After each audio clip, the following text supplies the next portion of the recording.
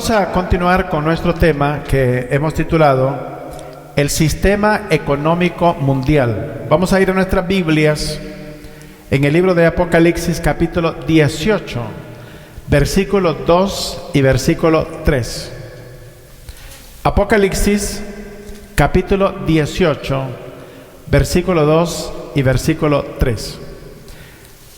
Vamos a partir de esta porción bíblica que nos describe con cierto lujo de detalles las condiciones económicas en nuestro mundo hacia el futuro inmediato, pero que ya estas condiciones económicas ya están imperantes en el mundo. Lo único que están yendo en dirección de su clímax en preparación para el retorno de nuestro Señor Jesucristo. Apocalipsis 18 del 2 al 3 dice así: y clamó, leamos todos juntos, y clamó con voz potente diciendo: ha caído la gran Babilonia, y se ha hecho habitación de demonios y guarida de todo espíritu inmundo y albergue de toda ave inmunda y aborrecible, porque todas las naciones han bebido del vino del furor de su fornicación, y los reyes de la tierra se han fornicado con ella, y los mercaderes de la tierra se han enriquecido de las potencias de sus deleites. Padre, en esta hora, bendice tu palabra y ayúdanos como iglesia a estar preparados para estos días futuros. En el nombre de Cristo te lo suplicamos. Amén. 75% del mundo vive en pobreza, carente de todas las necesidades básicas, que solamente el 25% del mundo tiene en todos sus detalles, particularmente en Canadá, los Estados Unidos, Europa y Japón. Pero la inmensa mayoría del mundo tiene escasez económica. Al finalizar este día, 500 millones de niños en el mundo se acostarán sin comer. Hay un grupo de personas que controla el sistema económico mundial y determina el grado de prosperidad o pobreza que una nación tenga. Este sistema es un sistema político, económico, militar y religioso que controla a todas las naciones de la tierra. La palabra Babel en la Biblia significa confusión, y la palabra Babilonia se desprende del término Babel. Hace miles de años atrás, los habitantes de la tierra, después del diluvio, se reunieron en un lugar dirigido por un personaje llamado Nimrod, descendiente de Noé, para construir una ciudad donde todos los seres humanos se congregaran por causa de un solo idioma que había en el mundo, para establecer una unidad económica, religiosa y política en contra del Dios de la Biblia. Ese sistema ha operado sobre este planeta por los pasados 4.000 o 5.000 años de los 6.000 años de existencia de nuestro mundo. Desde el punto de vista profético, Dios, a través de Juan el apóstol, dirige estas palabras diciendo: y clamó con voz potente diciendo: ha caído la gran Babilonia, y se ha hecho habitación de demonios y guarida de todo espíritu inmundo y albergue de toda ave inmunda y aborrecible. Cuando hay rebelión contra Dios y hay adoración de ídolos, hay presencia de demonios.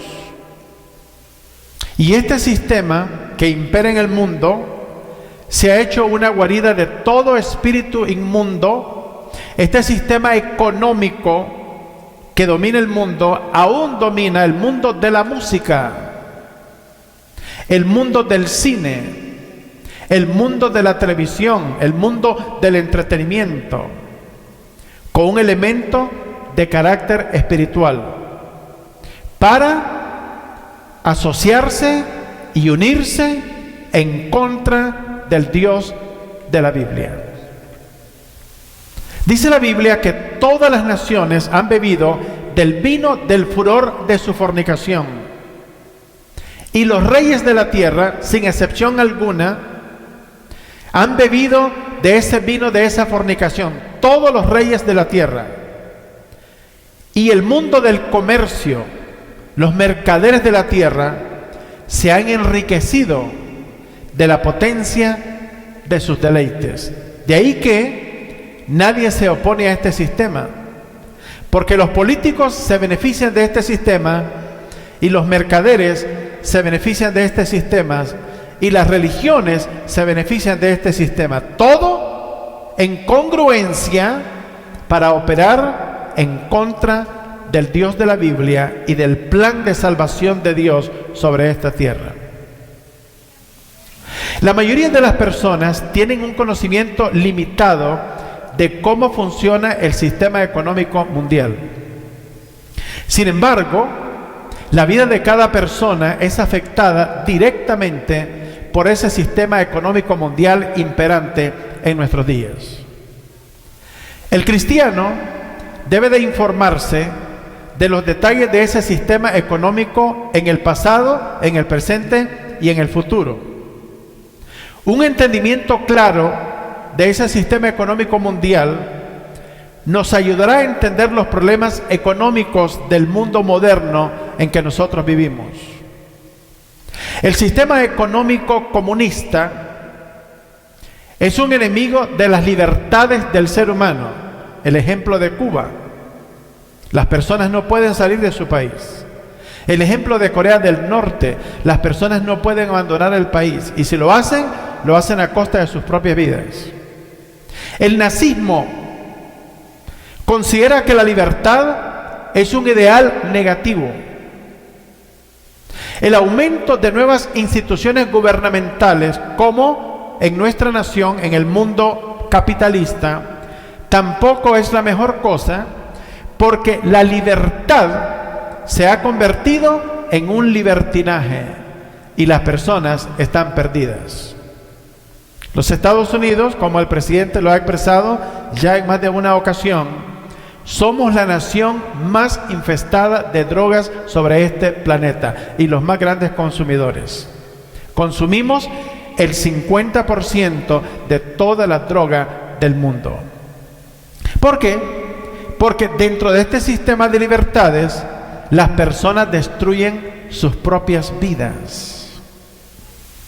Las estadísticas demuestran que la mayor cantidad de personas que han muerto en la historia han muerto a mano de sus propios gobiernos.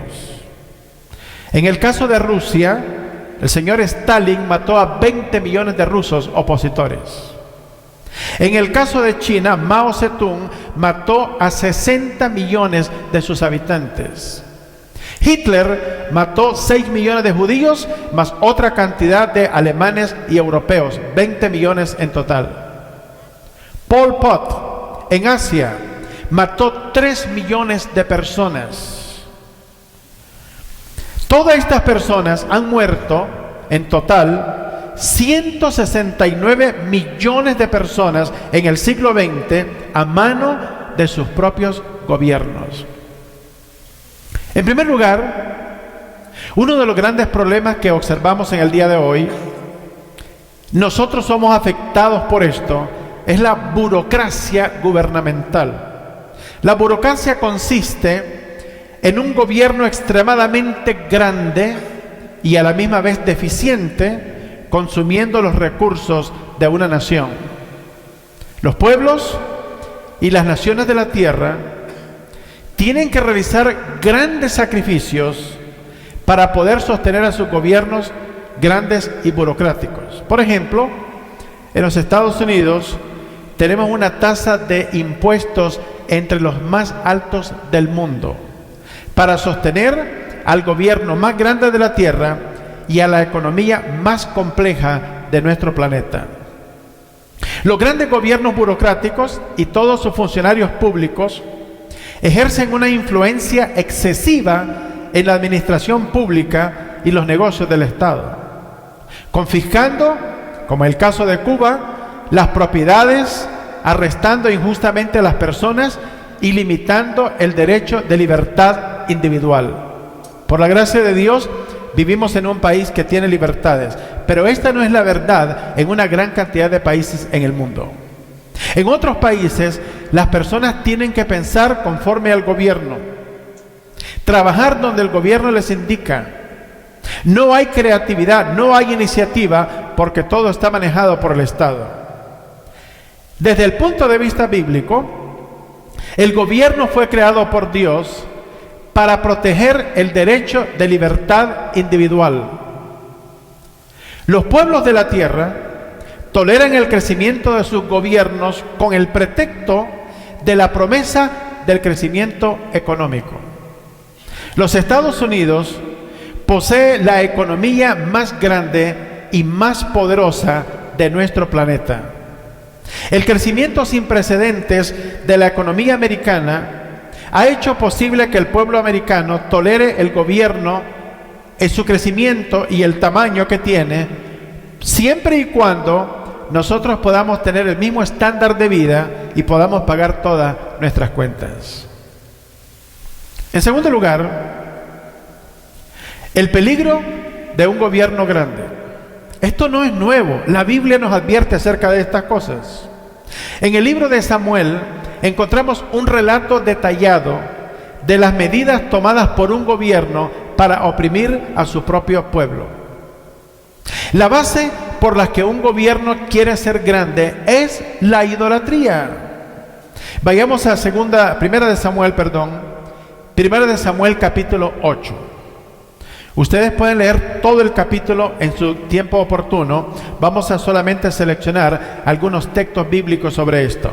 Pero ahí ustedes se darán cuenta de la opresión que este gobierno ejercía sobre el pueblo de Israel en esta época. Primera de Samuel capítulo 8, veamos el versículo 7 primeramente. Leamos todos. Y dijo Jehová a Samuel: oye la voz del pueblo en todo lo que te digan, porque no te han desechado a ti, sino a mí me han desechado, para que no reine sobre ellos. Dios le dijo al pueblo de Israel: yo voy a ser vuestro rey, vuestro legislador, vuestro juez y vuestro sanador. Bueno, el pueblo de Israel lo rechazó todo. No hay cosa mejor que tener al Dios de la Biblia como nuestro rey, como nuestro Señor, como nuestro legislador, como nuestro juez y como nuestro sanador, porque Él todo lo puede. ¿Cuántos dicen amén? Sin embargo, el pueblo de Israel quería imitar a los pueblos en derredor de ellos que tenían reyes, y le dice el Señor a Samuel: oye la voz del pueblo en todo lo que te digan, porque no te han desechado a ti, sino a mí me han desechado, para que no reine sobre ellos. Amados, hay una inclinación increíble en el corazón del hombre, tanto las personas que no tienen a Cristo como los que tenemos a Cristo. Hay una inclinación continua de operar de manera independiente de Dios por causa del pecado. Queremos ser autosuficientes, no depender de Dios, resolver nuestros propios problemas y nuestros propios asuntos. Dios le mostró al faraón en Egipto que él era mayor que todas sus pretensiones y que todos sus dioses. Y en un día, Dios dejó caer granizo del cielo, quebró todos los árboles, mató todos los animales en el campo, a todos los seres humanos, y no hubo nada que pudiera hacer el faraón contra el poder de Dios. Otro día le mandó una plaga de moscas que estaba inundado todo el país. No tenían tranquilidad. Ranas, pestilencias, tinieblas, oscuridad, aguas convertidas en sangre. No podían revertir los juicios de Dios, porque no hay nadie que pueda contra el poder del Dios de la Biblia, el Dios de Abraham, el Dios de Jacob, el Dios de Isaac. Y si nosotros queremos probarlo, simplemente provoquemos al Señor y veremos los resultados. Por regla general, cuando rechazamos a alguien es porque ya tenemos un repuesto. Cuando las personas rechazan a Cristo es porque han decidido seguir al Dios de las tinieblas. No importa cuál solución usted presente, está siguiendo al Dios de las tinieblas. Veamos el versículo 4 del mismo capítulo. Todos juntos. Entonces, todos los ancianos de Israel se juntaron y vinieron a Ramá para ver a Samuel. Verso 5. Y le dijeron: he aquí tú has envejecido y tus hijos no andan en tus caminos. Por tanto, constitúyenos ahora un rey que nos juzgue como tienen todas las naciones. La iglesia no es nada diferente en el día de hoy. La iglesia quiere imitar al mundo. Hemos llegado a un punto en Norteamérica que es muy difícil distinguir a un cristiano de un no cristiano. ¿Sabe por qué? Porque los cristianos hacemos lo mismo que hace la gente que está en el camino al infierno. No hay diferencia. Hemos tolerado todo esto y como resultado nuestra nación va en declive espiritual. Y si vamos declinando espiritualmente, vamos a declinar económicamente. Y nos vamos a convertir en un país pobre, con grandes necesidades, asolados por hambre y por sequías. Porque Dios no puede bendecir a una nación que trate de operar independientemente de Él. Y vamos en esa dirección. Solamente nosotros los cristianos podemos hacer una diferencia si es que entendemos quiénes somos y para qué estamos aquí y cuál es la influencia que tenemos que ejercer. El pueblo de Israel le dice a Samuel: queremos tener rey como lo tienen todas las naciones. ¡Wow! El Señor le dijo: yo quiero ser tu rey, tu proveedor, tu juez, tu legislador, tu sanador. ¿Quién cree que puede proveer mejor para nosotros? ¿El gobierno o el Dios de la Biblia? Obviamente el Señor Jesucristo. Versículo 1 del mismo capítulo. Aconteció que habiendo Samuel envejecido, puso a sus hijos por jueces sobre Israel. Verso 3. Pero no anduvieron los hijos por los caminos de su padre, antes se volvieron tras la avaricia, dejándose sobornar y pervirtiendo el derecho. ¿Qué le parece? Los líderes se fueron tras la avaricia, eran ávaros, por dinero estaban operando, pervirtiendo la justicia en el pueblo de Israel. Si ustedes continúan leyendo todo el capítulo, van a encontrar todas las cosas que le advierte Samuel al pueblo de Israel que harían los reyes que vendrían a partir de ese rey.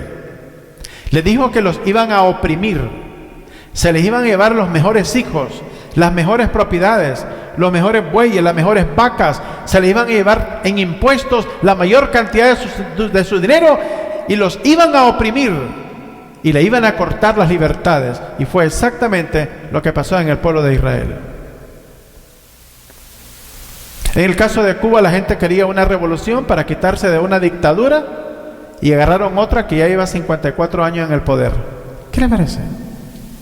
Los pueblos no tienen sabiduría. ¿Sabe por qué? Porque no siguen al Dios de la Biblia.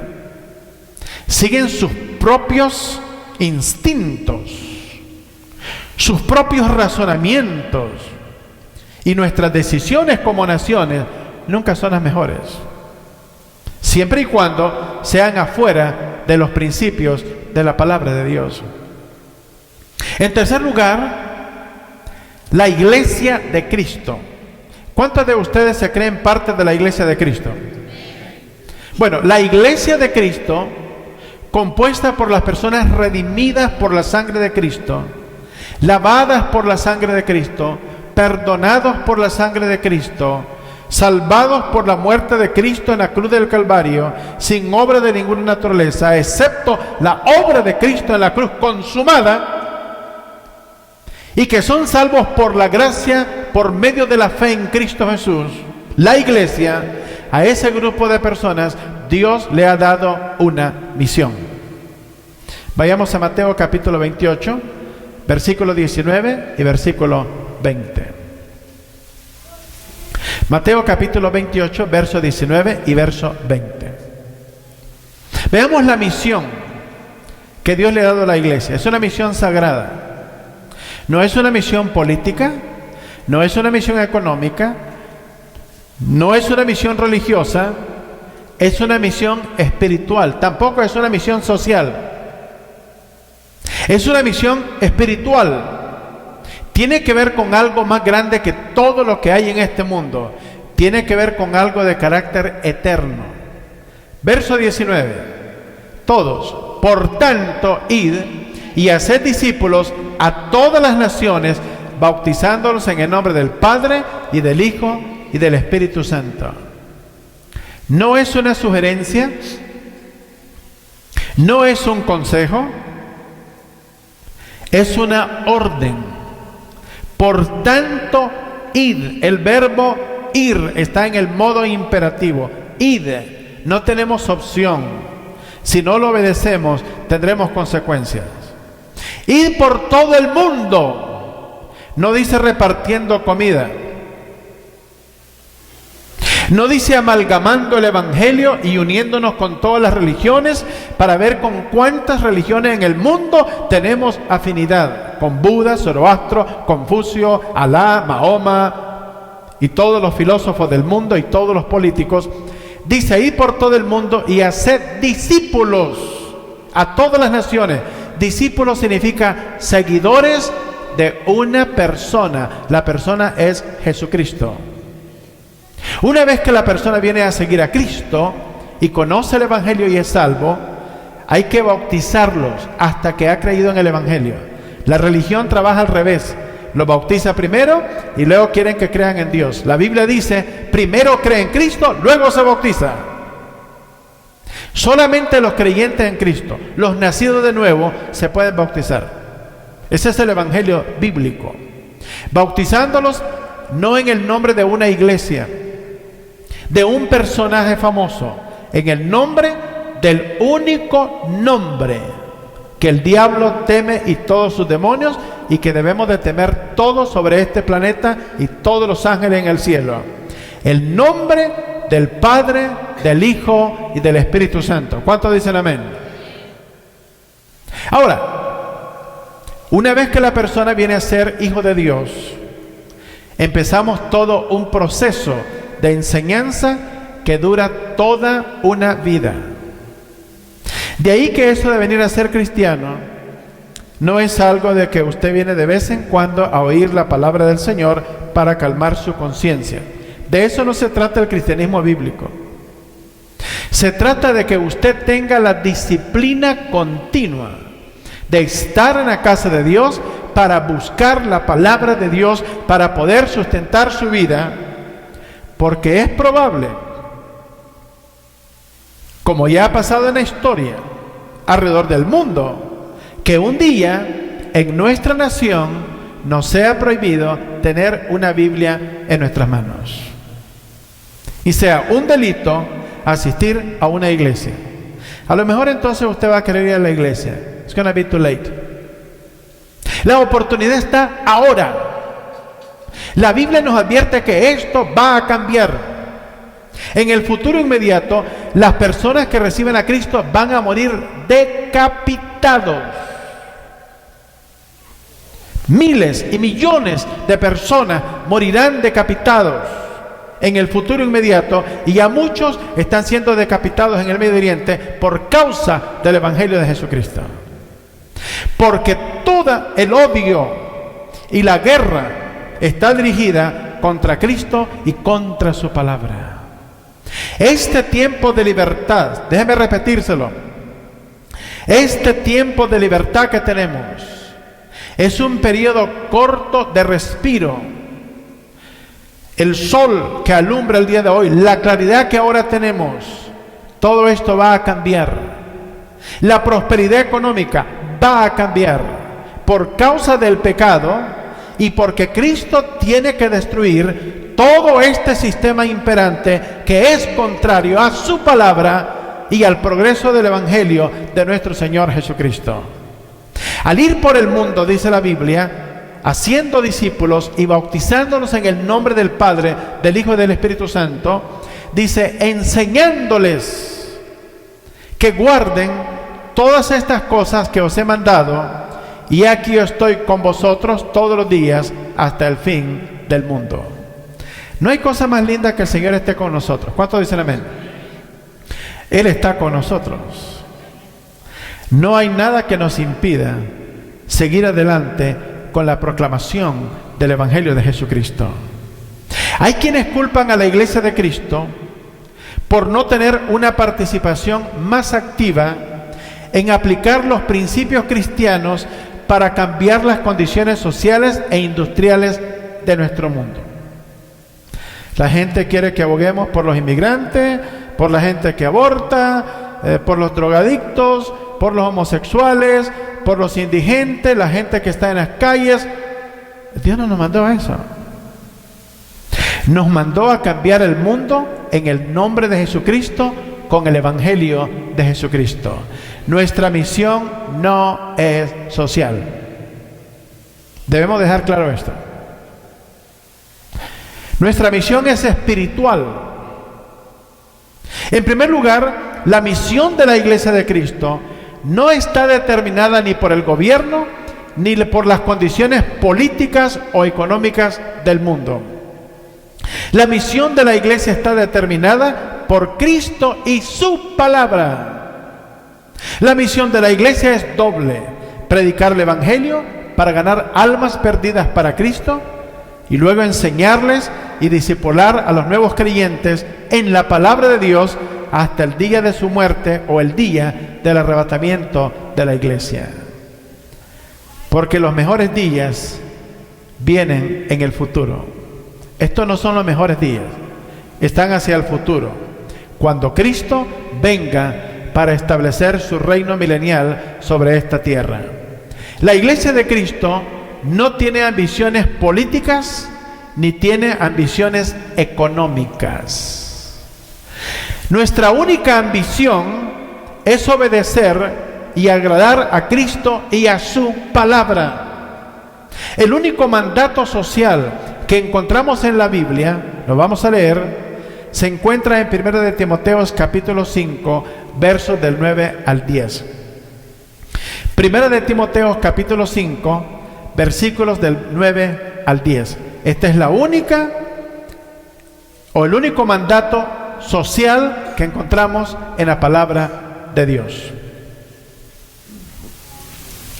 Verso 9.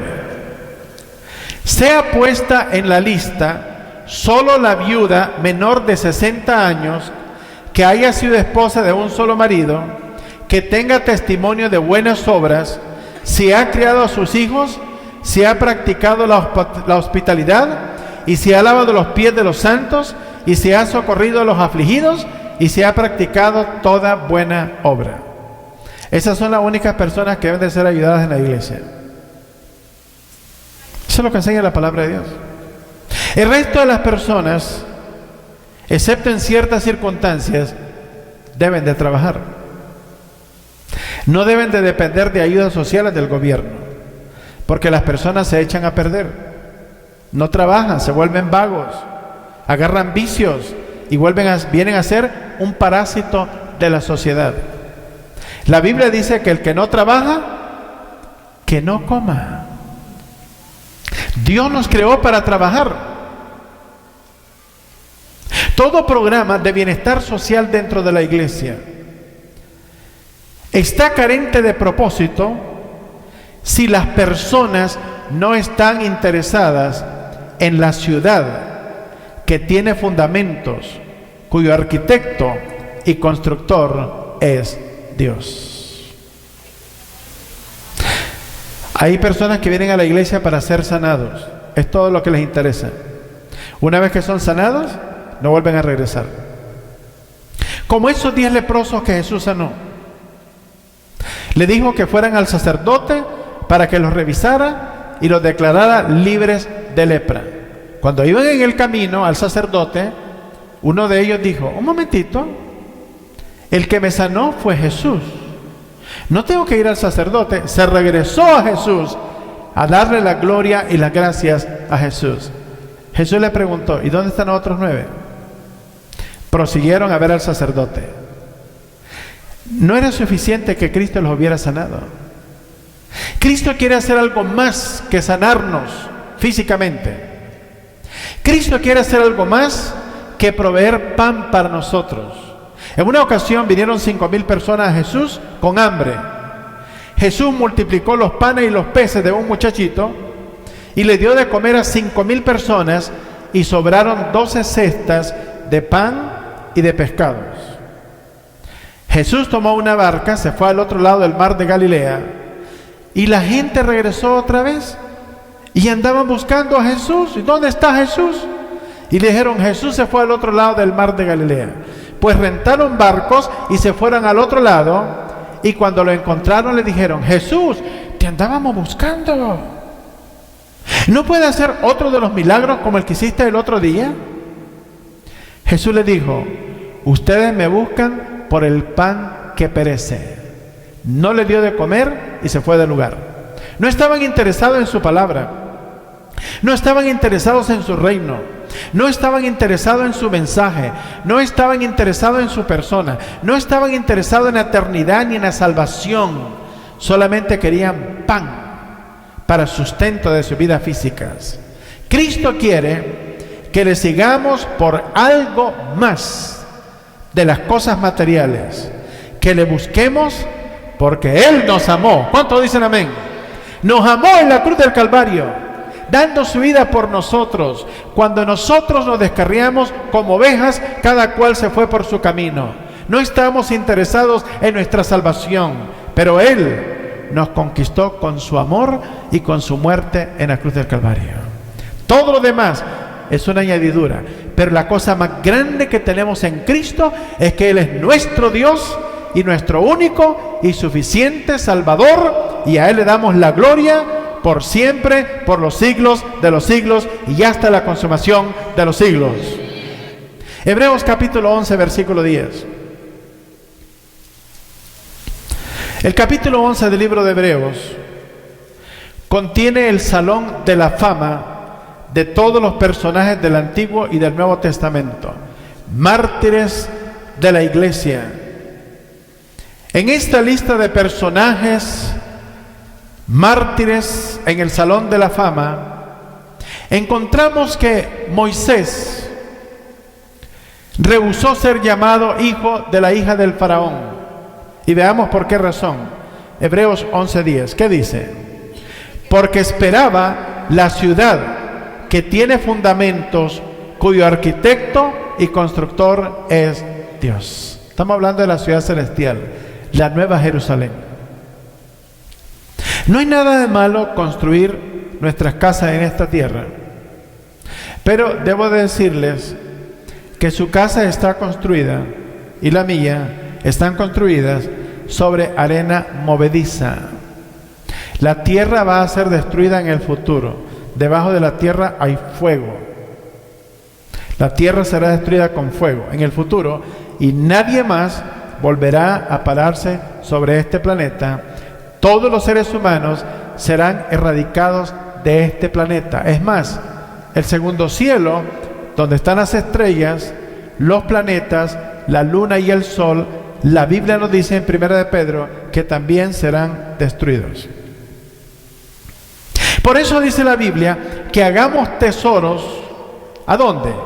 En el cielo, donde la polilla ni el orín corrompen, donde ladrones no minan ni hurtan. Esto es temporal. Nosotros habremos de morir, dejaremos de existir. Todo lo que poseemos, aún el dinero, la plata y el oro, serán destruidos. No quedará nada. El Señor construirá nuevos cielos y nueva tierra donde mora la justicia de Dios.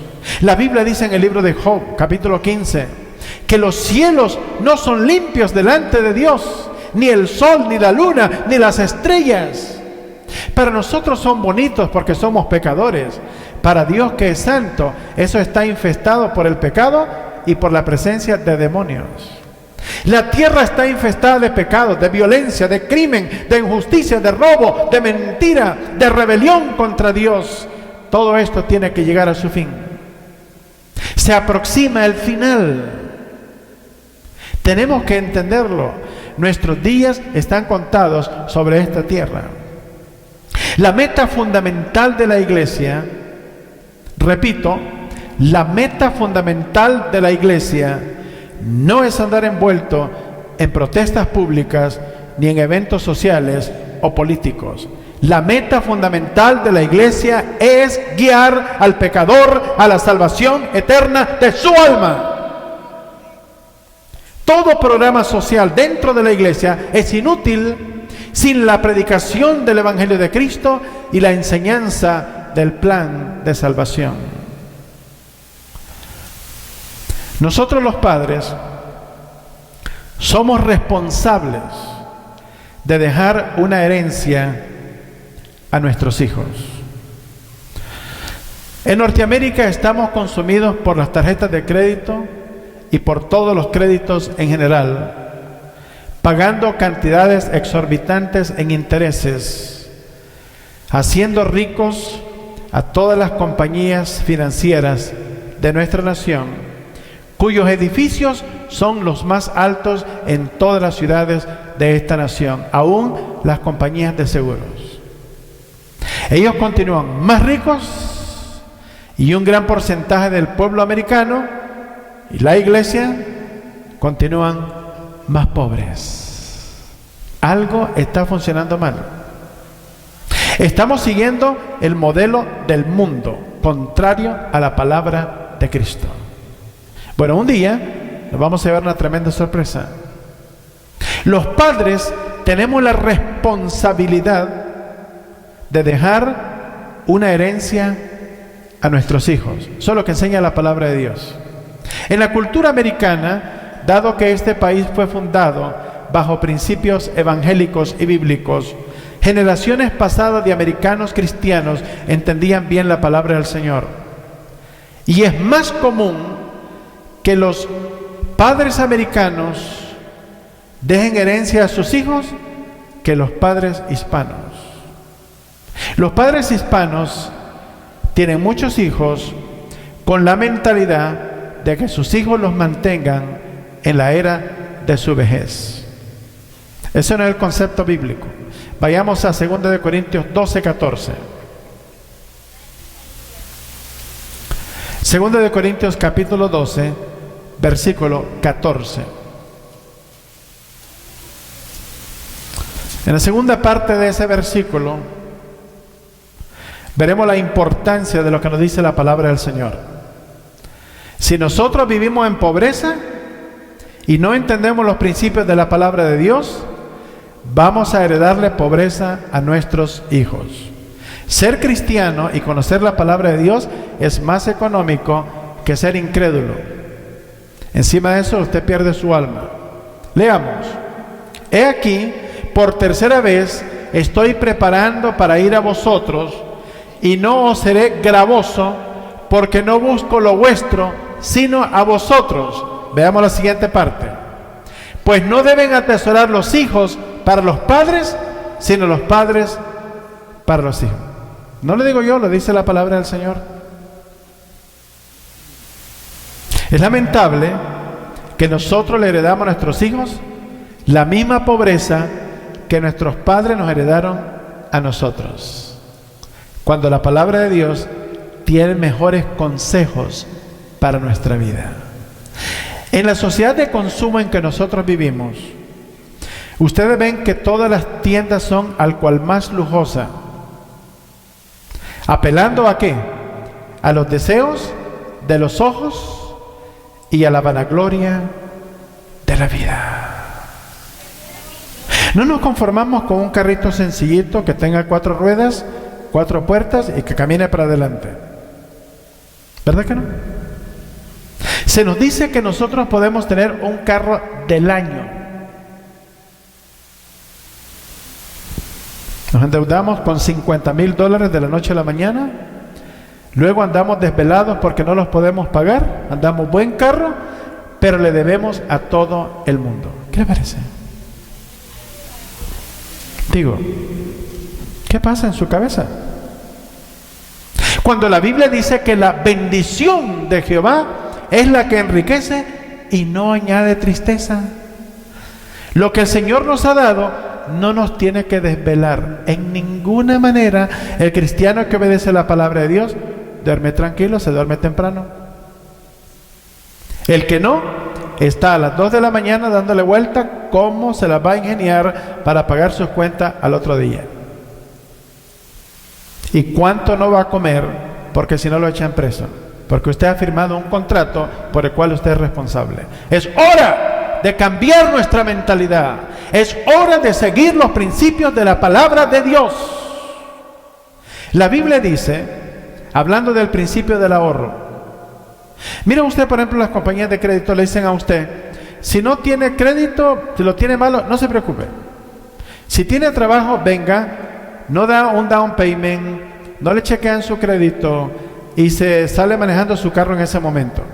Pero no le dicen por cuántos años lo va a pagar y cuánto va a ser el interés y cuánto va a ser el total de lo que usted va a pagar, que será casi el doble de lo que cuesta el vehículo. Pero como no nos queremos sacrificar, queremos disfrutar las cosas ahora. No tenemos paciencia. La sociedad nos ha enseñado así, que no tenemos paciencia. Todo lo hacemos abruptamente por emociones. Hay personas que salen y no pueden ver una cosa porque la tienen que comprar. Hay personas que me dicen, esto lo compré en especial, vienen con $10,000 en especiales. ¿Qué le parece? No le digo, usted no compró nada en especial, usted viene con $10,000 menos. Pero el mundo nos dice que están en especial. Amado, yo trabajé en ese mundo y el precio que usted está pagando de los especiales, la tienda lo ha ganado el 500% antes de que le pongan los especiales. ¿Qué le parece?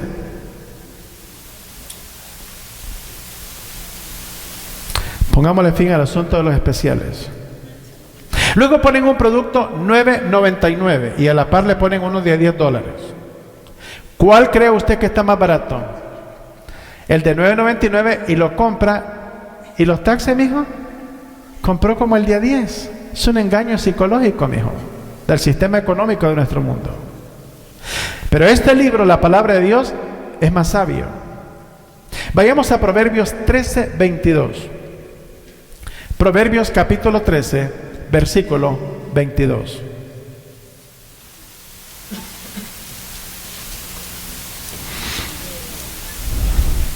Oye bien lo que la palabra del Señor nos enseña. Tenemos dos alternativas. ¿Obedecemos la palabra de Dios o el Señor activará algunos principios sobre nosotros? Veamos lo que dice ese texto. Proverbios 13:22. Dice, el bueno dejará herederos a los hijos de sus hijos. Oiga bien, ya no solo está pensando el padre en sus hijos, sino también en ¿quiénes? En sus nietos. Dejará herederos en ellos. Sigamos. Pero la riqueza del pecador está guardada para el justo. ¿Lo entendió? En otras palabras, Dios va a quitarle al pecador todo lo que ha acumulado. ¿Y a quién se lo va a pasar? Al Hijo de Dios. Los justos son los hijos de Dios. No hay nada seguro en nuestras manos, amados. Digo, never. Si nosotros entendemos la palabra de Dios, nos guardaremos de esos momentos y veremos mejores días. Dios es más sabio que el bombardeo de los miles de anuncios comerciales que recibimos por la televisión mañana, tarde y noche. Saturémonos más de la palabra de Dios. Si estamos viendo televisión, nos pasa un anuncio de hamburguesa. Al rato ya tenemos hambre. Ya está estimulada nuestro apetito y arrancamos a ir a comprar unas hamburguesas para seguir viendo televisión. Luego al rato nos anuncian un perfume de calidad y después salimos a comprar el perfume. ¿Qué le parece? Estamos condicionados. Estamos condicionados. Es hora que nos llenemos más de la palabra del Señor. La palabra de Dios es la verdad.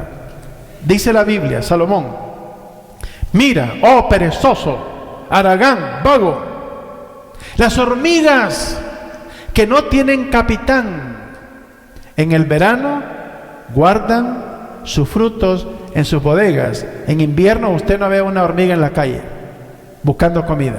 Todas la guardan en verano, pero trabajan mañana, tarde y noche. Nosotros agarramos un chequecito y no lo podemos calentar en la mano mucho tiempo porque lo acabamos. Algo está arruinando nuestra vida. Necesitamos saturarnos de la palabra de Dios para que nos ponga un freno y veamos mejores días en nuestra vida. Oremos. Señor, gracias por tu palabra. Tu palabra es sabia. Te damos la gloria a ti.